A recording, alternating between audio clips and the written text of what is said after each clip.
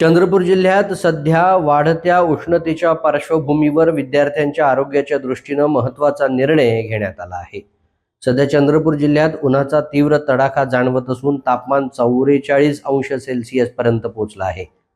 दिवसेंदिवस उष्णतेची तीव्रता वाढत असल्यानं शाळा व महाविद्यालयात जाणाऱ्या विद्यार्थ्यांच्या आरोग्यावर विपरीत परिणाम होण्याची शक्यता निर्माण झाली आहे।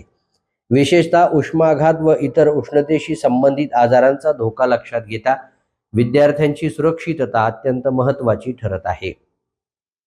दुपारच्या कडक उन्हात शाळा सुटल्यानंतर विद्यार्थ्यांना घरी जाताना होणारा त्रास टाळण्यासाठी जिल्ह्यातील सर्व प्रकारच्या शासकीय अनुदानित व खाजगी शाळा महाविद्यालयांच्या वेळांमध्ये तात्पुरते बदल करण्याचा निर्णय जिल्हा प्रशासनाने घेतला आहे।